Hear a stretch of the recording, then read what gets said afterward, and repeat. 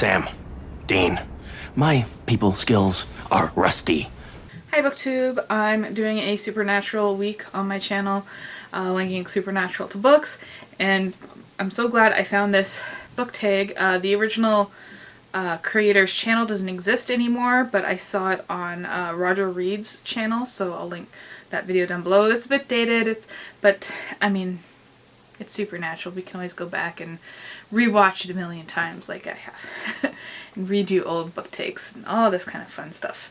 Anywho, so question number 1. Dean Winchester is a ladies' man throughout the series. What book cover has stood out the most to you?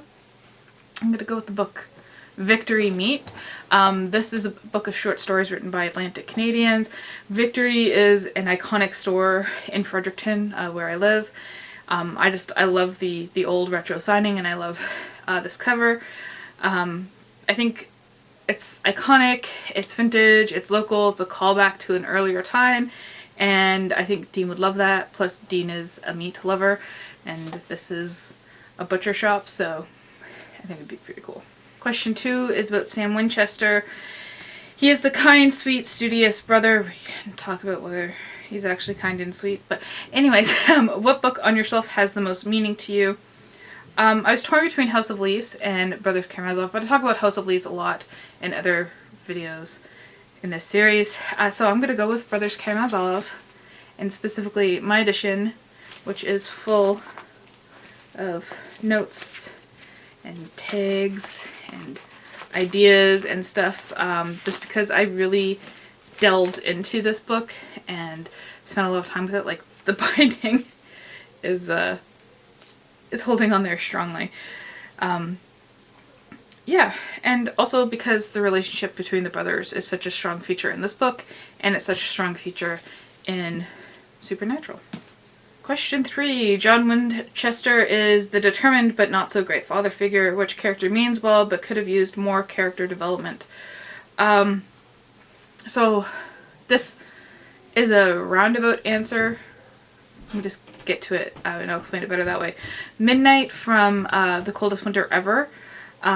He's a character that's kind of mentioned only through the lens of Winter, the main character of that book, and her view of things is unreliable.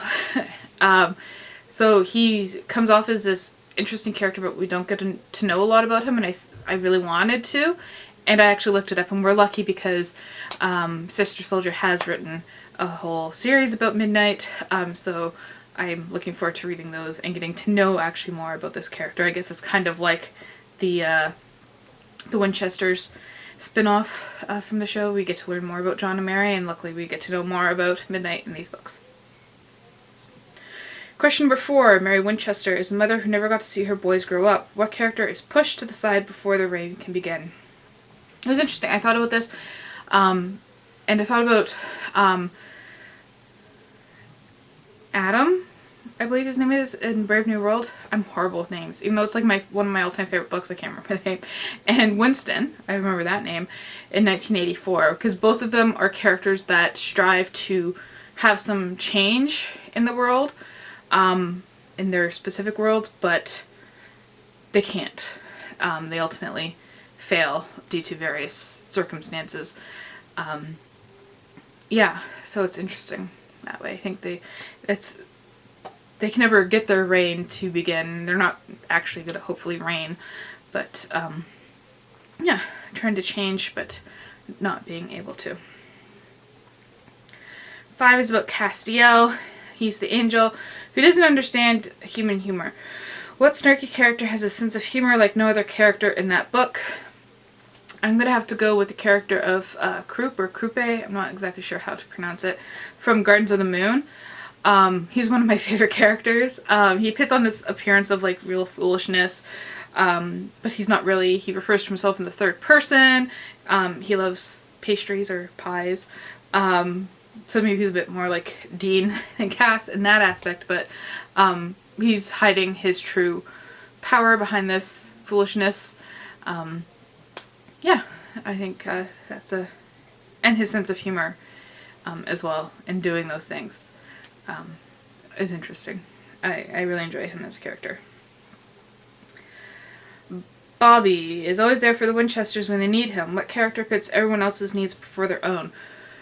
And I thought about Tao from the Burning series. The first book is The Rage of Dragons. I feel like his personal quest in the books keeps getting put aside for him to help other characters instead.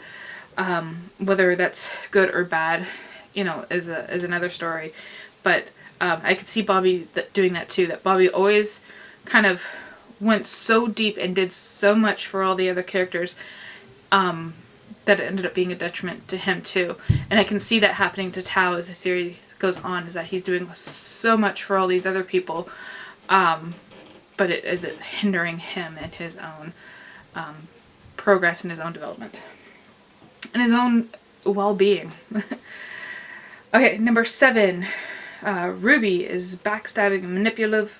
Which character starts out as an ally but quickly changes to an enemy? Bit of a spoiler for the book Beloved. I'm not going to go into it, but if you've read it, then you know what I'm talking about. Hopefully. And last question. What book gave you the most hell finishing? Right now, The Grey House. I've already finished it, but this is a reread, and I keep just putting it aside. Not because I don't want to read it, just because I want to devote so much more attention to it than I feel like I can give to it right now. And also House of Leaves, because even though I've now read it twice, and maybe even a third time with how much I've gone through it again, I don't think I'll ever be finished with that book. I think it's one of those books that's gonna just constantly be there and have me constantly thinking about it all the time. Yeah, okay, so that's this Supernatural book tag. Let me know if you're interested in Supernatural and reading, and you can do the tag yourself. Thank you for watching. We got work to do.